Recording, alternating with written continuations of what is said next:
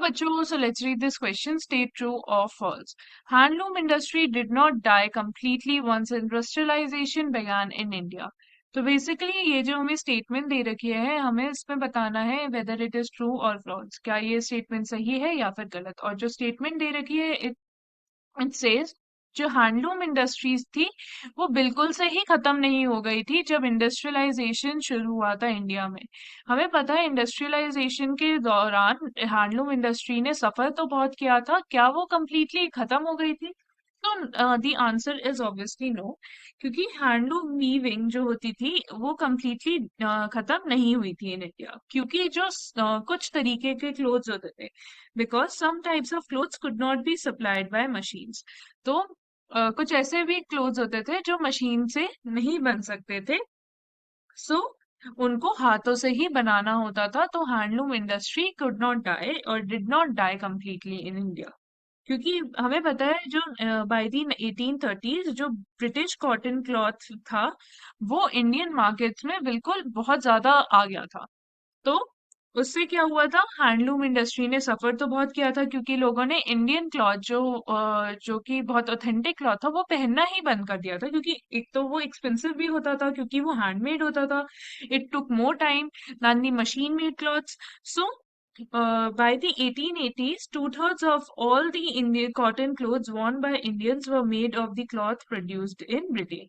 So basically 1880s में तो ऐसा हाल हो गया था, जो टू थर्ड कॉटन क्लोथ्स थे जो इंडियंस पहनते थे वो ब्रिटेन से ही बन के आते थे। मतलब बेसिकली वो ब्रिटेन से कपड़ा बन के आता था। सो जो special this affected not only specialist weavers but also spinners. इससे बहुत ज्यादा इफेक्ट हुए थे weavers as well as spinners. So जो रूरल वुमेन थी जिनको कॉटन स्पिन करके और they earn their living by spinning cotton, they were jobless now. अब उनको कोई भी जॉब नहीं था। तो हम कह सकते हैं हैंडलूम जो इंडस्ट्री है हमारी, handloom weaving did not completely die in India.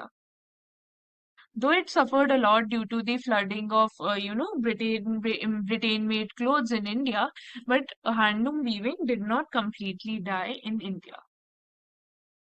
This is because, or this was because, some types of clothes वो इतने ऑथेंटिक होते थे कि वो मशीन में बन ही नहीं सकते थे। कोई बहुत सारे क्लोथ्स मशीन में बन जाते थे और ब्रिटेन से आके आ जाते थे, पर ऐसे भी क्लोथ्स थे जो मशीन में बन नहीं सकते थे। वो एक ऑथेंटिसिटी थी उनकी कि वो हाथों से ही बनेंगे तो ही उनमें वो बात आएगी, या फिर वो ही बेसिकली ऑथेंटिक थे वो बहुत ज्यादा। सो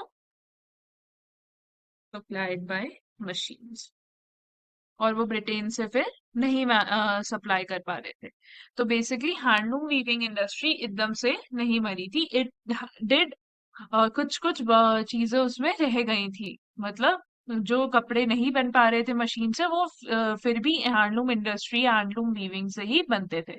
तो हमारा आंसर इसमें ट्रू हो जाएगा, it did not die completely. So our answer will be true. I hope you understood the question well. Best of luck.